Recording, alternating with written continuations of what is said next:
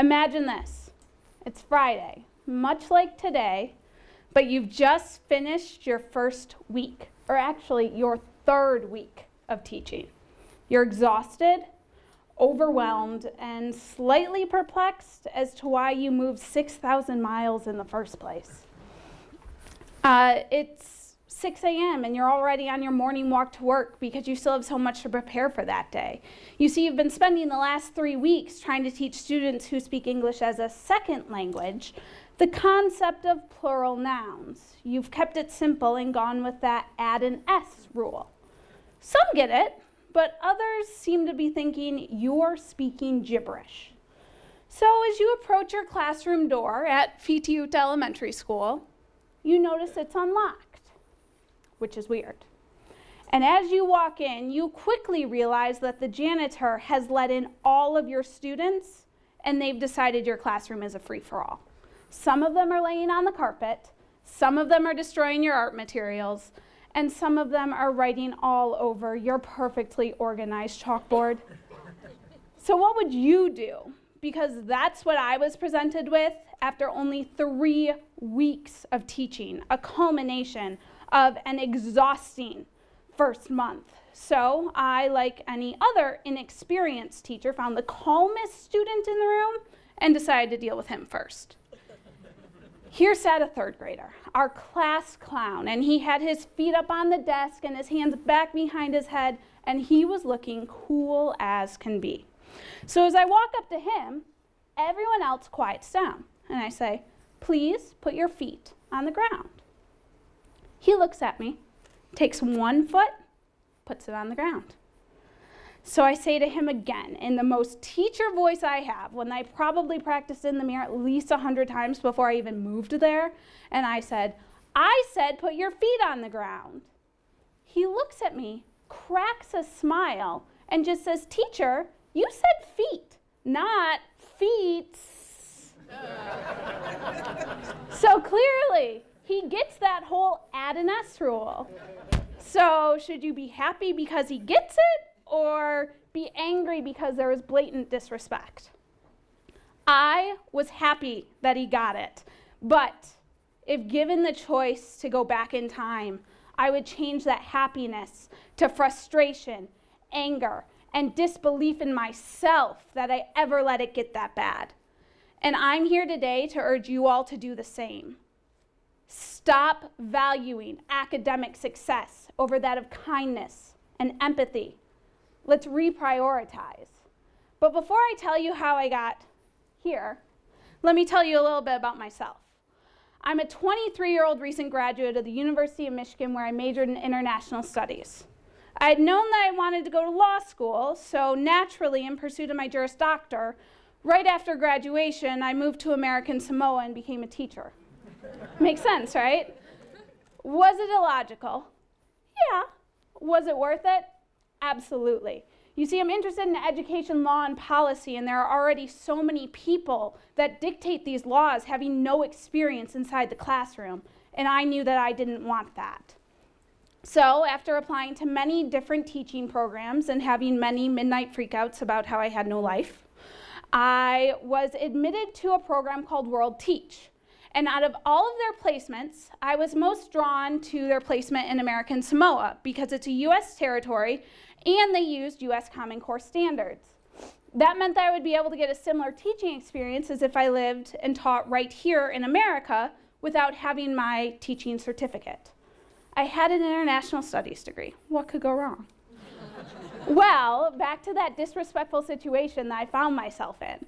How did I get there? When I first arrived on island, these students were respectful and responsible. They were always eager to help, although not always eager to learn. And so anyway, the first week back to school in Samoa is spent cleaning the classroom and welcoming back students who had been off island all summer. These are some pictures taken from my own classroom. And this was my first culture shock, because these students were actually willing to help clean.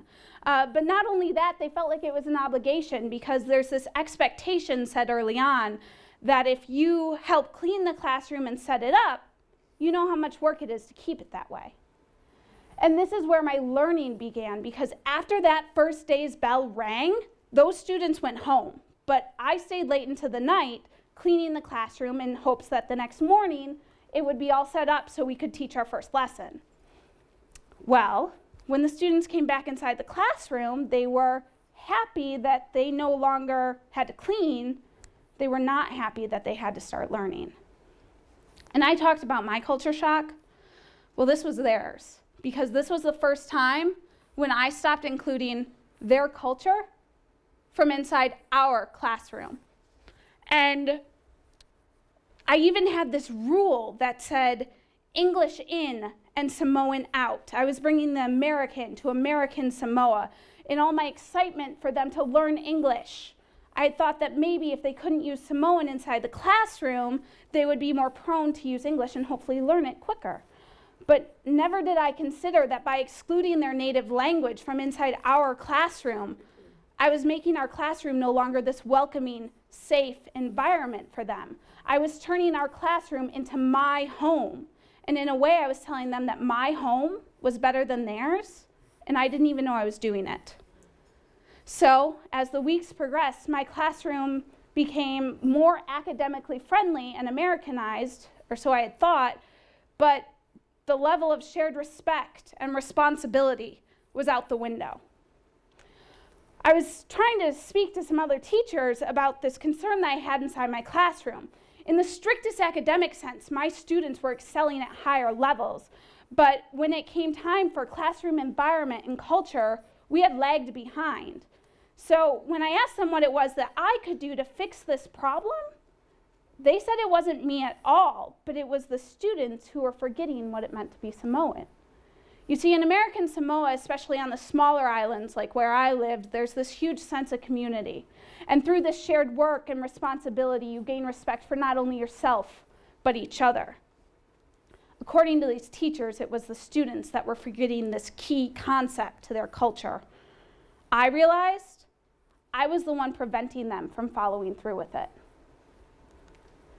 Have you ever noticed how everything in the traditional American classroom is individualized?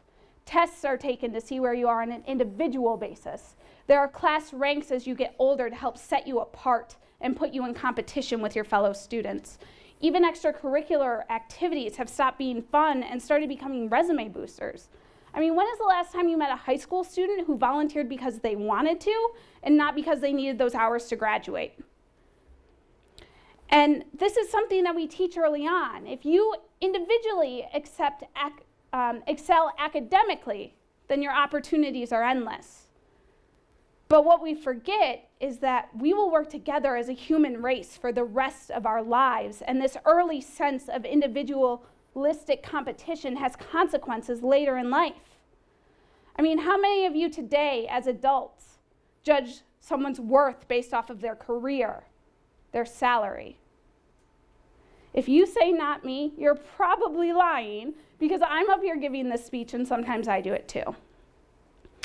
And how many of you, even though you're trying not to, are judging me right now on how well I'm speaking, on my nerves, on what I'm wearing? When I moved to American Samoa, I moved to a culture that did value academic success, but no more than it valued excelling in your family roles or the way you treated one another. In fact, there weren't even that many options for post-high school education. But does that really matter? I realize now I was placing American pressures on a culture that values success in a very different manner. Overachievement here is valued so much greater than it is over there, and that's because the people on that island know that there is more to life than an A+ and a bachelor's degree. Once I realized that my students were no longer these amazing citizens that they were raised to be, only textbook smarter children, our classroom changed. For the most part, individual assessments were out the window. And when it did come time that we actually had to have a test, I told them that the way they could respect me and to respect themselves was to try hard on it, because we worked hard together learning this information. Eventually, learning became fun again. I even changed in ways outside of my classroom, in ways that everyone here in this room can do the same. I joined a church choir, and I'm not even that religious, and I definitely cannot sing. I worked in the plantations, I helped my neighbors with yard work, and I even made more friends. Because being a good person, being a good community member, it means that you don't just focus on chores, but you enjoy each other's company no matter what you're doing. I stopped focusing solely on my job. I started focusing more on what it meant to be a good person, colleague, friend. And like I said, learning became fun again, and being good citizens inside the classroom became equally important as it was to be successful in our academics. One day, while I was cleaning up from science, I was trying to teach the kids that energy can release heat. I was using the words thermal energy, an extremely difficult vocab word to teach students who don't even speak English. So they were out at recess, and I heard a knock at the door. And any interruption during recess is never a good thing. It usually means someone pushed someone called someone a bad name. So as I get up and go and answer that door, there is one of my third graders, and he had his hands on his knees like this, just drenched in sweat and breathing so heavily. And he looks up at me and has the giantest, I don't even think that's a word, the biggest smile on his face. And he says, "Teacher, I have so much thermal energy." I have so much thermal energy. 6 of the best words that I heard in my entire year of teaching in Samoa. He gets it. He learned this information because he is smart. And I learned it because we respected each other.